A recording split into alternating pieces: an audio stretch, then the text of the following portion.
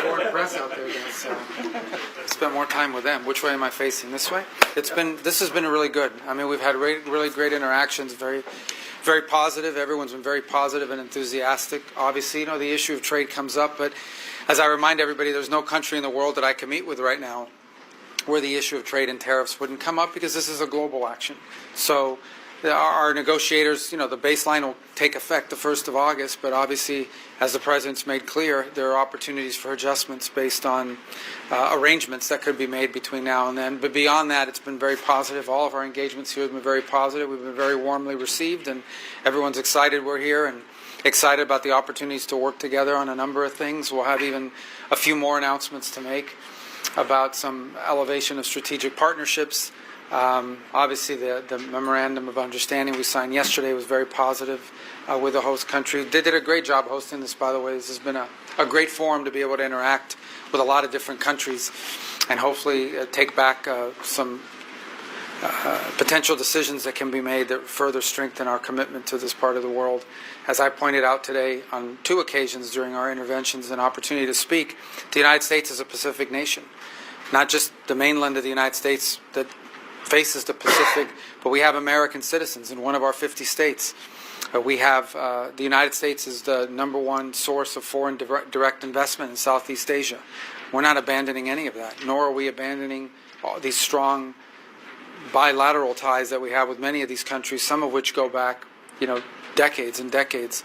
In fact, today is the 30th anniversary of U.S. diplomatic relations with Vietnam, and think about how far that relationship has come. We had a very positive meeting today and with the Vietnamese as an example, and we're looking forward to continue to build on that relationship, which is both deeply symbolic, given how far our 2 countries have come, but also we have very exciting opportunities we're going to be able to work together with them on, and we're excited to be able to do that. So it's been a great trip. It's been a great visit. It's exceeded all of our expectations. Mr. Secretary, you met the Chinese, your Chinese counterpart earlier today.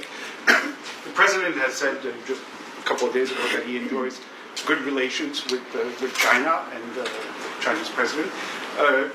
At your meeting, is that the sense you get?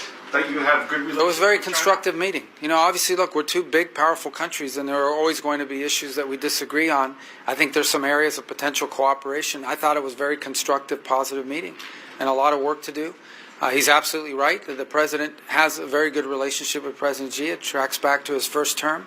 And, obviously there are some issues we're going to have to work through, and that's to be expected with countries of our size and scope and influence in the world, 2 global powers such as the United States and China. But I thought it was a very constructive and positive meeting and gave us some things we can work on together. What was your message to the foreign minister in the meeting? Which foreign minister? Every meeting that I've had is with a foreign minister. Oh. Well, look, it's very constructive. I think, as I said, the President has a very positive working relationship with President Xi, and obviously the relationship I have with a foreign minister should reflect that. So we acknowledged, there are some issues that are going to we have to work through, not just beyond trade, but others. But I thought it was a very constructive and positive meeting and gave us a lot to work on. So that was our message, was the opportunity here to achieve some strategic stability and identify areas where we can cooperate together on and build better communications and working trust. What are the odds of a meeting? The what? What are some of those areas of cooperation? The administration hasn't spelled those out yet. So. Well, we're going to work through those. We're not having any announcement for you right now, but it was a very constructive meeting. I think we left it feeling as there's some areas we're going to be able to work together on, and obviously, as we work through those, and we do that in conjunction with the Chinese side, we'll make public announcements. The last interaction of our trade representatives was quite positive, and we can build on that and other areas of potential cooperation. What are the odds for a meeting or the outlook for a meeting? We know President Trump has expressed interest in a meeting with President Xi this year, and President Xi has reciprocated with an invitation to China for the President and First Lady. What's the outlook, or what are the odds of a meeting happening this year after your initial? The odds are high. I think both sides want to see it happen. Obviously, we have to build the right atmosphere and the right deliverables so that a visit isn't just a visit, but it actually actually has some takeaways from it that are concrete. But there's a strong desire on both sides to do it. The president wants to do it. The Chinese side wants to see it happen. President Xi said that publicly. So I think the odds are high. I don't have a date for you, but I think it's coming. It'll happen. Mr. Secretary, what do you say to those who make the argument that the U.S. tariffs or the threat of those tariffs in the region actually creates an opening for China to be seen as the stable economic partner here? I don't agree with that assessment. I mean, look, at the end of the day, the United States has built these tremendous trade imbalances over the last 30 or 40 years. It's unfair to American and American workers, and American, in addition to threaten our industrial capacity. Trade needed to be revisited. The president campaigned on that, and that's what he's doing, and he's resetting it on a global scale. At the end of the day, look, I think countries are going to trade with multiple countries. We don't view this as an opening for anyone. We don't view it that way. We view it as an opportunity to reset global trade in a way that's fair for Americans after 2 or 3 decades of unfairness. If you look at some of these trade deficits, they're massive. They're massive. That has to be addressed. And that's not sustainable at the current direction it had gone. This should have been done a long time ago. President Trump's finally done it. And I think countries understand that this was different. If this was us targeting 10 countries or 5 countries, then I would understand why countries would be upset. But the truth of the matter is we're resetting tariff levels with virtually every country in the world. And so I understand if you had a deal where you were running these huge trade deficits with the United States, activity coming in from the United States, I understand why you don't want that to change. But I think most mature leaders, and everybody here is a mature leader, understands that that's not a sustainable dynamic. It was one that had to be changed, and that's what the president's doing. So we're going to be okay. And in discussing trade with these counterparts in the region, did you open the aperture at all and also tell them that this is an opportunity for them to bring into the conversation or the negotiation other elements of the U.S. relationship, whether it be security elements, broader than trade? Well, I think that we want to expand on all the other issues, but I think we need to bifurcate the two. Primarily, the trade conversations have been about trade, and that's how the president's treated it. Now, that doesn't mean that the bulk of our meetings here were not about trade. I'm not the trade negotiator for the United States. We certainly appreciate the role that trade plays in our bilateral relationships with individual countries, but the bulk of our talks here have been about all the other things that we cooperate on, whether it's civil nuclear cooperation, whether it's respecting international law when it comes to air rights and maritime rights and freedom of navigation and things of this nature, and other opportunities to work together. So that's been the bulk of our conversations, and it's been very positively received. To follow up on that, Mr. Secretary, Japan's Prime Minister said his country needs to wean itself from U.S. dependence in key areas such as security, as Tokyo faces the prospect of tariffs. Did you discuss that in your meeting with the Japanese? No, we haven't. But at the end of the day, look, I don't think that that's a negative comment, per se. We obviously have very strong commitments in an alliance with Japan. We continue to cooperate very closely with them. As I speak to you now, there are active exercises going on between the United States and Japan. So our relationship with them will continue to exist. The idea that somehow Japan would be able to develop domestic capability, their own capabilities for mutual self-defense is not only is not something that we find offensive, it's something we'd be supportive of. Obviously within the confines of their constitutional system, but they have some limitations in what they can do. But the idea that Japan's military would become more capable is not something we would be offended by. It's something we would actually be encouraged by. So you talked about points of possible cooperation with the Chinese, but on the points which are well known of contention, did you get a sense that there was a willingness of the Chinese to move, or are they just... Well, I wouldn't look, today's meeting with our Chinese counterparts was not a negotiation on any of these matters. It is the first time that I met my counterpart in person, who, by the way, happens to also be the National Security Advisor, so he's not the archivist, though, but I suggested that perhaps he asked for that title, and that way we'd be equal. But that's a lot bigger job than archivist. Well, they have 5,000 years of archives, too, so, but I would say that it was very positive a very positive interaction, and constructive is the most important part. At the end of the day, look, no matter what, the United States and China have to have relations, we have to have communication, we have to be able to interact with one another, and it's just impossible for the foreign ministers of our respective countries to not engage in conversation. So I'm glad we had that meeting today. There's a lot of work to be done. No one's saying it's easy, but we do have some opportunities on some things we might be able to work on to begin to build some momentum in our relationship. I thought it was a very good meeting. I really felt encouraged by it. But look, there's work to be done. Secretary, if I can ask a follow-up question. You mentioned that you see high odds of a meeting between the presidents of the U.S. and China. There's a big Chinese military parade happening scheduled for September 3rd. Did the Chinese foreign minister extend an invitation to that? Was that discussed as a potential opportunity? No, we didn't discuss any specific date in mind in that regard. But the reason why I tell you there's a high probability they're going to meet is that they both want to meet. And I don't know President Xi, but I know President Trump, and I can tell you that he's committed to having that meeting happen. So the reason why I think there's high odds of it happening is they both want it to happen. So I'm sure we'll work on a date and find a mutually acceptable date for both sides.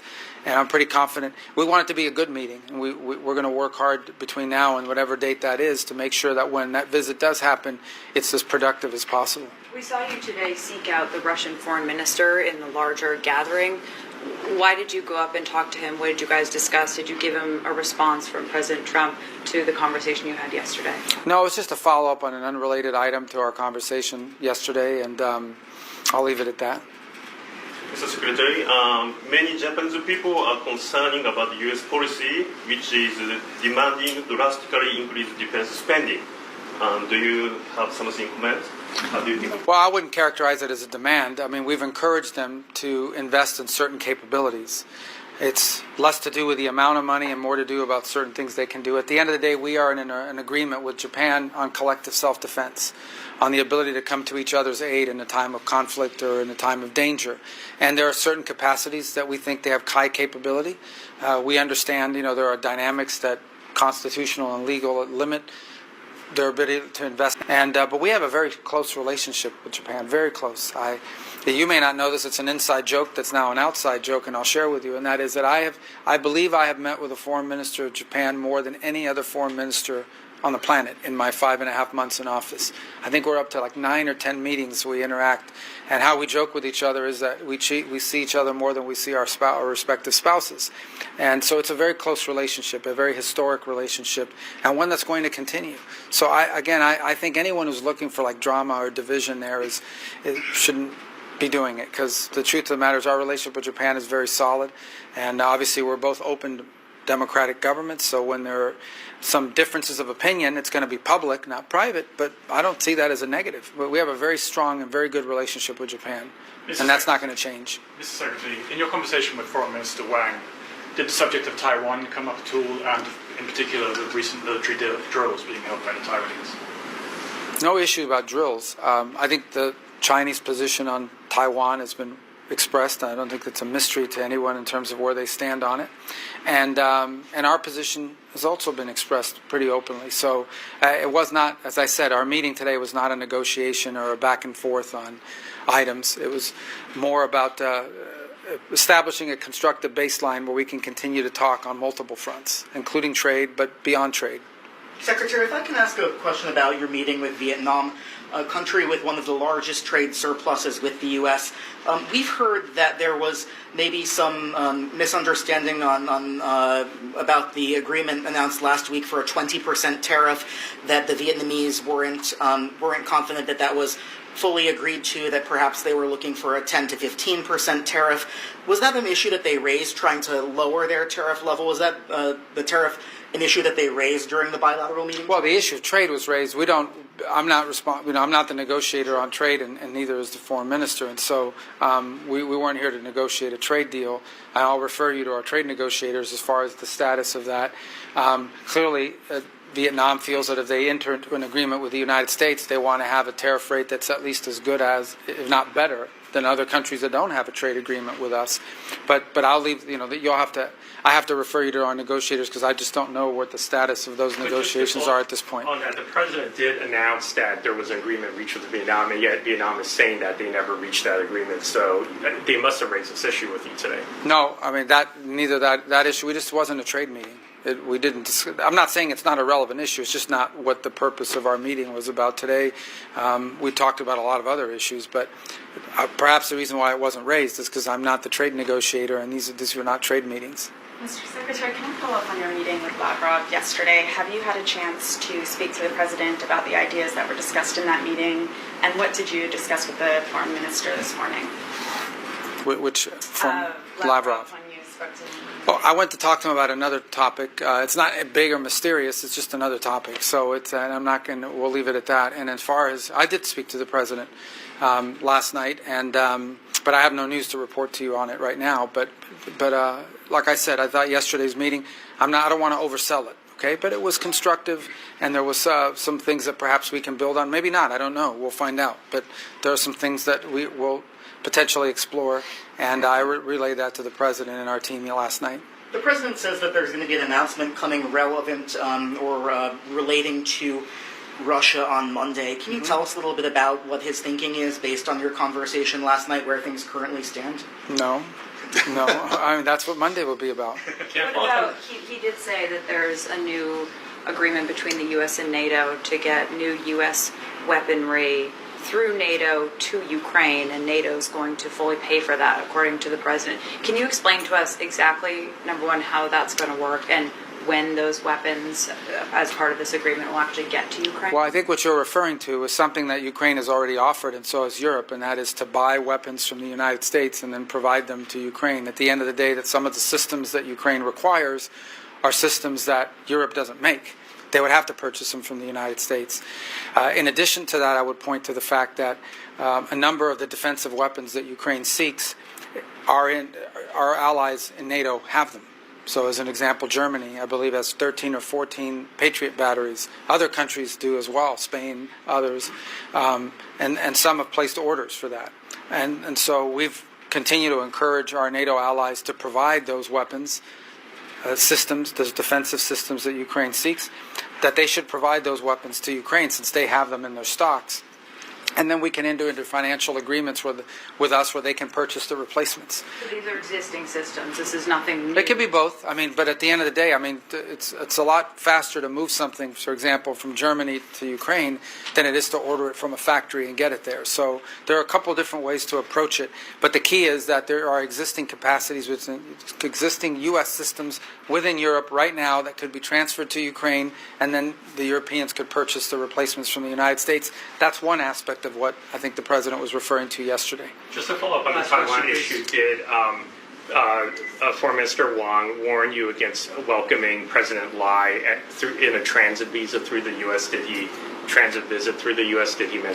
No, this was not a warning type meeting. I mean, obviously we understand their viewpoints on Taiwan. They're well stated. They've been stated for many years. And but this was not a meeting where neither side warned each other about anything. This was very constructive and productive, and I hope that that's how they reflected as well, because I thought it was a very positive meeting. Any surprises over the last 2 days? Surprises? Yeah. No, I don't think so. We were very warmly received, I tell you. I mean, the reception's been great. No, I'm just saying that it was a very friendly environment, and I think the reiteration to the point we've made, and that is, look, I read these things about how the U.S. is not focused on the Indo-Pacific, but it's funny, everywhere I travel in the world, the headline is the U.S. is not paying enough attention, whether it's or even in the Middle East. I think sometimes there's a media dynamic that covers certain parts of the world more than others, but the relationships we have here have existed for a long time. A long time. When you talk about 6,000 American companies that are directly invested into economies of Southeast Asia, we're not walking away from that. We're not walking away from that. We're not walking away from our defense ties that we have in the region. We're not walking away from the strong economic ties we have in the region. On the contrary, we want to build on them. Just yesterday, we signed a memorandum of understanding with Malaysia on civil nuclear cooperation. I believe as early, either last night or early this morning, our arrangement on another civil nuclear program with Thailand that came into effect. So we have a lot of positive things going on, and we're going to continue to build on those.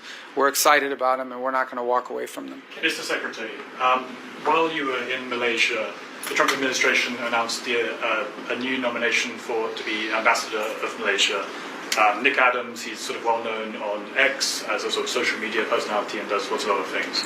I was wondering what you could say about his nomination, why Mr. Adams was the right person for this pretty important position in the Indo-Pacific. Yeah, the president makes those nominations. I support the nomination. He went through our process at the Presidential Personnel Office. We look forward to the Senate confirming him so he can get here and be a part of our team. Can I ask a step-back question on the trade strategy? You've talked many times now about how decades of trade policy have led to the deindustrialization of the U.S. And so obviously you and other aides are trying to bring manufacturing or other industrial processes back to the U.S., but you haven't really given us a vision of what exactly that entails. Like what kinds of jobs are supposed to be coming back to the U.S.? Howard Lutnick talked about people screwing in tiny things into iPhones, which people mocked after he said that line. But so what about you? Like, what vision of industrialization you've seen? Well, there are certain capacities countries have to be able to have. For example, I'm just using these as examples, the ability to build a ship. Right now, we go around the world and people say, well, we bought 200 Boeing jets. Well, Boeing has to be able to make them. And frankly, we have huge backlogs on that. So you talk about pharmaceuticals as an example. Talk about national security. We've lost our ability to make pharmaceuticals in the United States and become heavily dependent on foreign supply chains for the active ingredients that are necessary for pharmaceuticals.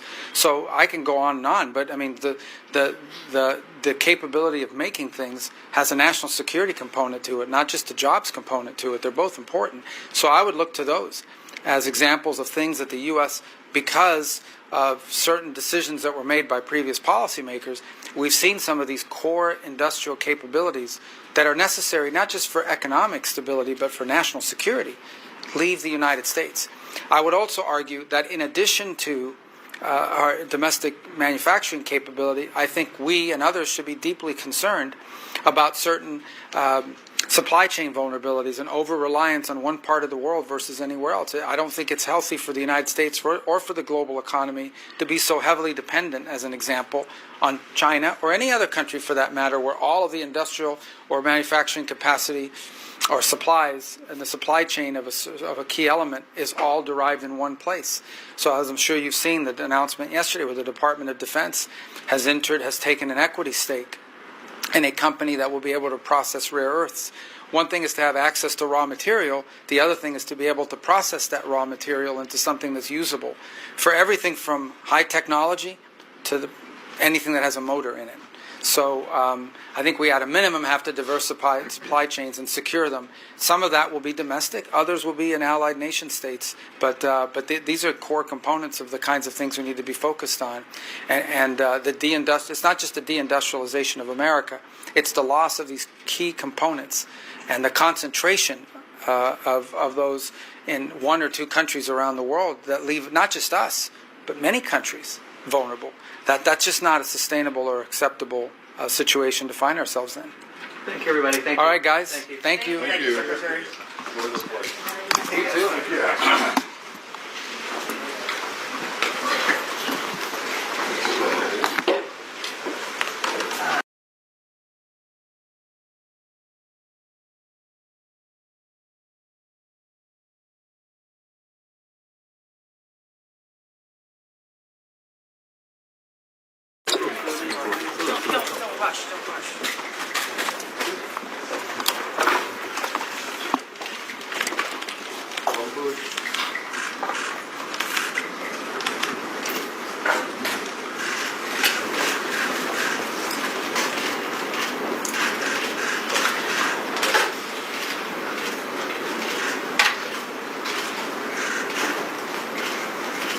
press. Thank you, press. Thank you, press.